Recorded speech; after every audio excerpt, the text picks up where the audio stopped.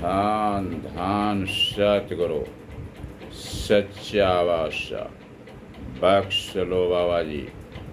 हम हैं राही प्यार के, मिल गए हैं चलते चलते। और सात सिंह जी चलते चलते इस ज्ञान के सरोवर में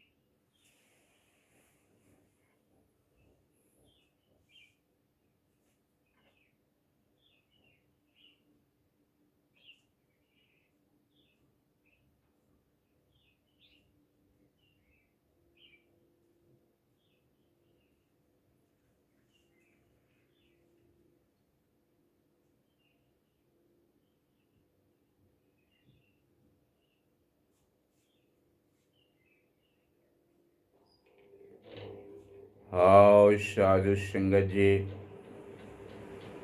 इस ज्ञान के सागर में स्नान करने वाले लोग, ज्ञान की पराकाष्ठा पर चलने वाले लोग, ज्ञान की जानकारी करके भक्ति करने वाले लोग, जो एक प्यार का समा बना करके यहाँ पर बैठे हुए हैं, इनके चरणों में एक ठहराव मिला, एक स्थान मिला, एक समय व्यतीत करने के लिए मिला।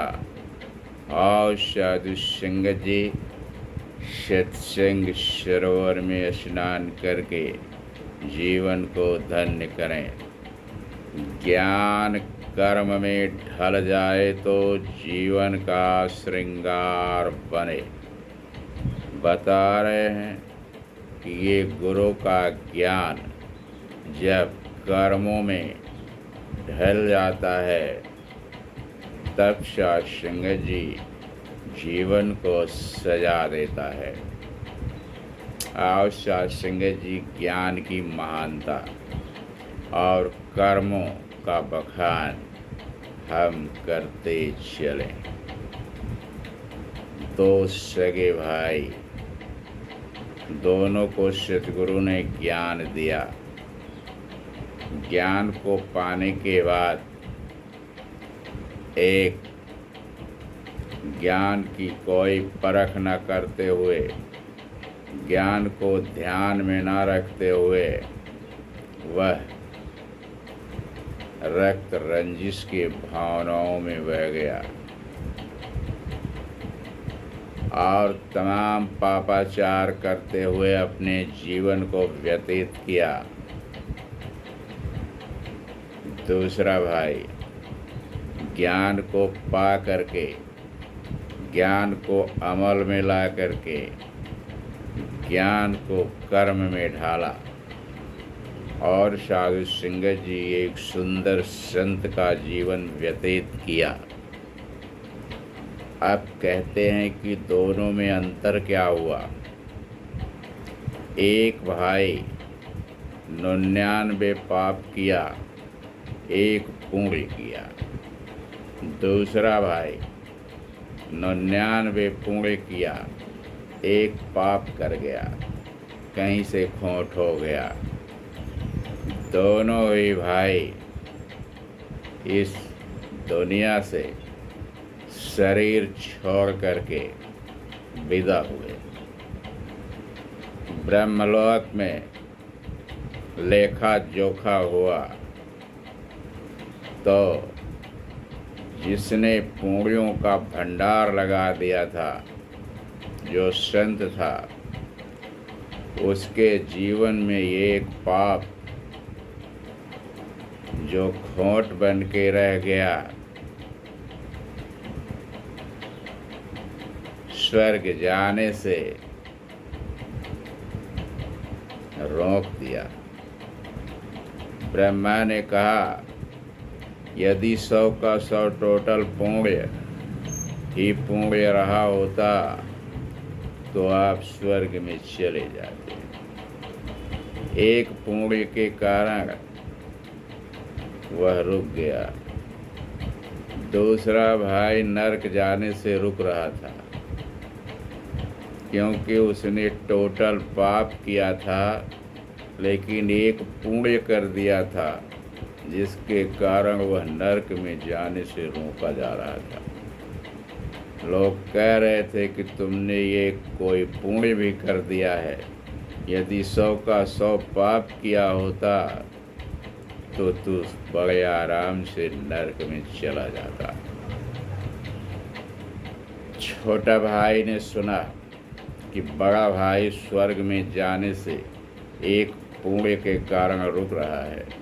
उसने ब्रह्मा से अरदास किया, कहा, मेरा एक पुण्य मेरे भाई को दे दिया जाए, वह बड़े आराम से स्वर्ग में चला जाएगा, और उसका एक पाप हमें दे दिया जाए। मैं तो ऑलरेडी नरक में जा ही रहा हूँ, तो बड़े आराम से मैं नरक में चला जाऊँ। गुरु के इस ज्ञान को, इस योगदान को देख करके देवताओं ने ये फैसला किया कि कुछ भी हो, गुरु का ज्ञान उसके घट में था। गुरु के ज्ञान के कारण ही उसने जो कोई भी पाप किया वह पावरफुल रहा। आज यह योगदान कि मैं बड़े आराम से नरक में जा सकूं, इसके लिए एक पुण्य का बलिदान कर रहा है। दोनों ही भाइयों को बड़े आराम से स्वर्ग हो गया। इसे कहते हैं कर्म का लेखा जोखा। दोनों ने कर्म किया, दोनों के रास्ते भी अलग रहे, लेकिन दोनों ने गुरु का ज्ञान प्राप्त किया था, और अंत में वह ज्ञान एक विशाल हृदय वाला बन करके सामने आ गया, और त्याग की भावना में अपने भाई को भी स्वर्ग दिलाया। और यहाँ पर जो संत था, जो पुण्य ही पुण्य किया था, कोई एक पाप कर दिया था, लेकिन स्वर्ग में उसे भेजने का श्रेय उस पाप वाले को ही माना जाएगा। तो आओ साधु संगत जी, कर्म में चल रहे हैं इस संसार में। लेखा जोखा तो उस ब्रह्मकारी के हाथ में है। जब वहाँ पहुँचेंगे तो ये समझ में आएगा कि हमने कौन सा कर्म किया। और साधु संगत जी, वेशभूषा, व्रतधारी, नेमधारी बन करके इस संसार में भ्रमण किया। नदी में बकुला बड़े धीरे धीरे पैर रख रहा था। सारी मछलियों ने कहा कि आज कोई नदी में संत आ गया है, जो बहुत बचा बचा के चल रहा है कि कोई दबने ना पाए। सारी मछलियाँ नज़दीक आ गईं। बड़े आराम से चोंच मारा और लिया मछली को पकड़, तो मछली ने आवाज़ मारी कि तन उजला मन सांवरो, पग धरई निचोय निचोय। मैं जाना कोई संत है, ये सम अधिक ना कोय। आओ साधु सिंह जी, इसके समान तो कोई पहेलिया नहीं है। इसने तो प्राणों को आघात पहुंचाया। तो इसी प्रकार से साधु सिंह जी वेशभूषाधारी इस संसार में चल रहे हैं। नाम भी लिखाए हैं साधु सिंह जी। कर्म जो है चल रहा है, देखने में लगता है कि कर्म बहुत सही जा रहा है, लेकिन उनके कर्म जो हैं साधु सिंह जी, वो उसके विपरीत जा रहे हैं। ऊंचाइयां प्राप्त किया चील की तरह, जैसे वो आसमान में मंडराती है। बहुत दूरी प्राप्त किया, लेकिन जैसे ही एक लोथड़ा जमीन पर देखा, वो सर जमीन पर आ गई। उसी प्रकार से ये माया के लोलुप प्राणी, वेशभूषाधारी, जो गुरु के ज्ञान के लिए कलंक होते हैं, वो चलते हैं। और जैसे ही माया का कोई आदान प्रदान आया, झट से वो अपनी झोलियों में तौल लेते हैं। तो औषा सिंह जी, परमात्मा ये नहीं कह रहा है कि आप माया से कोई प्यार ना करें। माया आपकी माँ है, माँ की गोद में सारा संसार है, लेकिन कर्मों का जो लेखा जोखा है, परमात्मा कहता है कि तुम अच्छे कर्मों को करो, फल की इच्छा मत करो। कर्मणेवाधिकारस्ते मा फलेषु कदाचन। आओ साधु सिंह जी, अच्छे कर्मों को करते चले जाओ, फल की इच्छा मत करो, तो मैं उसका दूना माया तेरी झोलियों में भर दूंगा। तू जितनी इच्छा करता है, उससे ज़्यादा तेरी इच्छाओं की पूर्ति के लिए मैं माया को भेज दूंगा। लेकिन ऐसा इंसान नहीं करता है, परमात्मा पर कोई भरोसा नहीं करता है। वह कहता है, मैं छल कपट दम्भ पाखंड से माया को लूट लूँगा।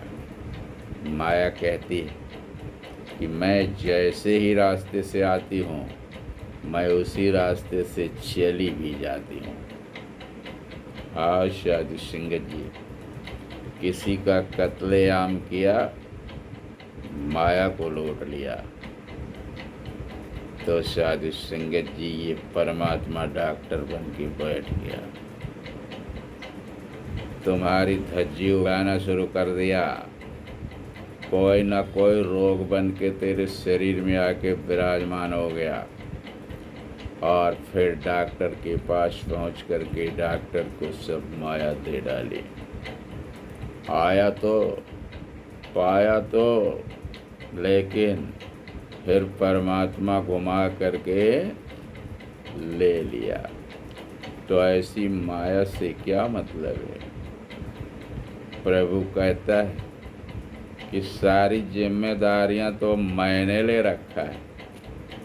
खाना पीना दाना देने की सारी जिम्मेदारी जीवन भर का मैंने ले रखा है। सारा लेखा जोखा तो मेरे हाथ में है। तो तू छल कपट दम ईर्ष्या द्वेष नफरत बैर का रास्ता क्यों पकड़ रहा है? तू बुरे कर्मों में क्यों जा रहा है? अच्छे रास्तों में आ, अच्छी राह को पकड़ और चल मेरे साथ साथ। देख, तेरी झोलियों में कभी कमी नजर नहीं आएगी। आओ साधु संगत जी, इस प्रकार से कर्म इंसान कर रहा है। साधु संत इस संसार में चल रहे, सभी कहते हैं कि मैं ब्रह्मज्ञानी संत हूँ, मैंने ब्रह्म को हासिल किया है। आओ साधु संगत जी, किसी संत से इस संसार का भला होता है। संत जो होता है वो सारे संसार के भले की कामना भी करता है। आओ साधु संगत जी, एक छोटी सी झोपड़ी में आग लग गई। बहुत सारे लोग वहां उपस्थित हो गए। सभी के हाथों में बाल्टियां थीं। सारे लोग आग बुझाने के लिए आए थे। जैसे ही कोई व्यक्ति अपनी बाल्टी को उस झोपड़ी के ऊपर उड़ेलता, आग और तेज हो जाती। सारे लोगों ने अपनी बाल्टी उस झोपड़ी पर उड़ेल दिया। देखने में लगता था कि लोग अच्छे कर्म करने वाले हैं, आग बुझाने आए हैं और बुझा भी रहे हैं।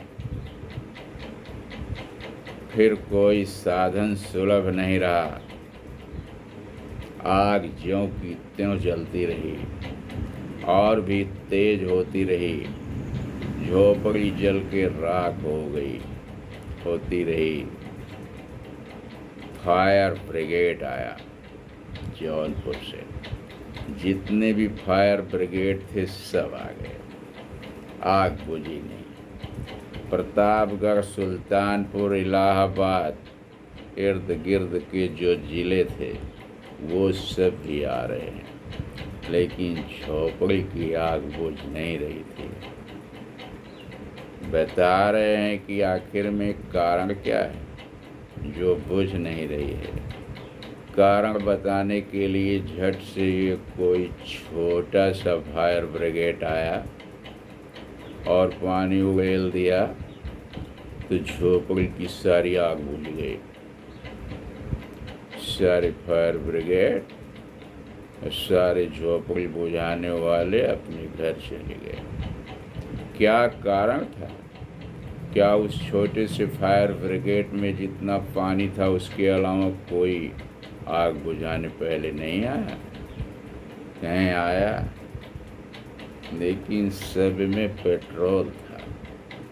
पेट्रोल से आग नहीं बुझती, आग बुझती है पानी से। आओ साधु संगत जी, उसी प्रकार से इस संसार में बहुत सारे मजहब चल रहे हैं, बहुत सारे संत चल रहे हैं, बहुत सारे वेशभूषाधारी चल रहे हैं, नीला पीला लाल वस्त्रों वाले भी चल रहे हैं। सब जगह ढोल मजीरा गीत गौनई भी चल रही है। सभी कहते हैं मैंने अच्छे सतगुरु को प्राप्त कर लिया, मेरा ज्ञान अच्छा है, मेरे ज्ञान के अलावा कोई ज्ञान नहीं है। और साधु संगत जी, फिर उनसे इस संसार की आग बुझती क्यों नहीं? इधर देखो, निष्काम भक्ति करने वालों की लाइन लगी है।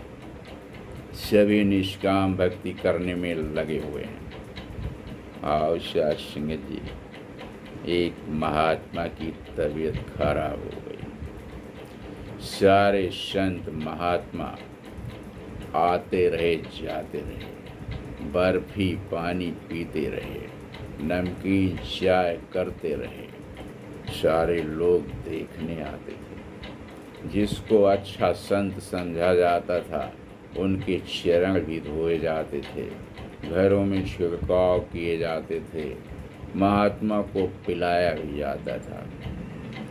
धीरे धीरे संतों की श्रृंखला खत्म होती रही, लेकिन महात्मा की तबीयत और खराब होती चली जा रही। आओ साधु संगत जी, एक दूर दराज झोपड़ी में कोई इंसान रहता था। उस इंसान को सूचना मिली तो लोगों ने उसको लाए। जैसे ही महात्मा को चरण धूली दी गई, महात्मा की तबीयत ठीक हो गई। जो काम दवा से हो न सके वो काम दुआ से होता है। मिल जाए कामिल मुर्शद तो बात खुदा से होता है। कहने का भाव है कि महात्मा में कौन सी ऐसी असलियत थी कि उनकी शरण धूली से साधु संगत जी वह महात्मा ठीक हो गया। कहते हैं कि बड़े बड़े ऋषि मुनि महर्षि का चरण धूली डालने से तालाब में कीड़े नहीं मरे, श्री रामचंद्र जी के कीड़े नहीं मरे, लेकिन जैसे ही सेवरी का चरणामृत डाला गया, कहते हैं कि सारे कीड़े मर गए और सारे लोग तालाब के जल को पी करके संतुष्ट हो गए। तो आओ साध संगत जी, इस प्रकार के मेरे कर्म हैं। क्या मेरे कर्म सतगुरु जैसे हैं? क्या मेरे कर्म सतगुरु के बताए ज्ञान के अनुरूप हैं? यदि हैं तो हम वास्तव में संत हैं, और यदि ऐसा नहीं है तो साधु संगत जी हम संत नहीं हैं। हम पूर्ण गुरु के ज्ञान को प्राप्त किए हैं, लेकिन साधु संगत जी हम पूर्ण कर्मों में नहीं चल रहे हैं कि हमारे द्वारा भी इस संसार का भला हो सके। सिर्फ मांगन मांग रहा हूँ, यह मेरे मालिक है, मेरे मौला है, मेरे परवरदिगार यानी लाल, मैं तो तेरे चरणों में लगा हूँ, मेरा कल्याण कर दे। अभी कल्याण की भीख ही मांग रहा हूँ, कल्याण करने नहीं निकला हूँ। तो आओ साधु संगत जी, जितनी जल्दी हो सके कल्याणकारी संत बन जाओ और इस संसार में सबका भला करने लगो। ऐसे कर्मों को धारण करो।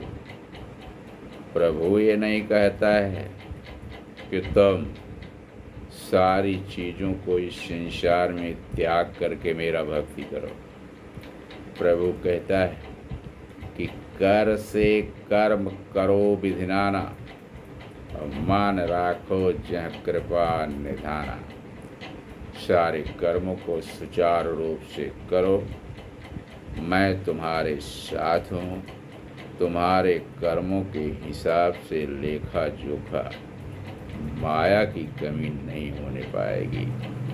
आओ साधु संगत भक्त ज्ञान के अनुरूप अच्छे कर्मों को करता है। लोग कहते हैं कि बड़ा भक्त बना है, बड़ा दिखावा कर रहा है। भक्ति जिस प्रकार से दिखा रहा है, क्या इसके कर्म भी अच्छे हैं? और सत्संग जी, जब प्रभु ये नहीं कह रहा है, प्रभु यही कह रहा है कि तू कर्म किए जा और फल की इच्छा मत कर, तो और लोग साधु संगत जी जो इस प्रकार की नज़र गड़ाते हैं किसी संत महात्मा के ऊपर, वो अपना नुकसान करते हैं। क्योंकि प्रभु ने कहा है कि निंदा नफरत नहीं करना है, किसी की निंदा नफरत नहीं करना है। लेकिन साधु संगत जी, अगर निंदा नफरत इस संसार से हट जाए तो कोई किसी से बात ही क्या करेगा।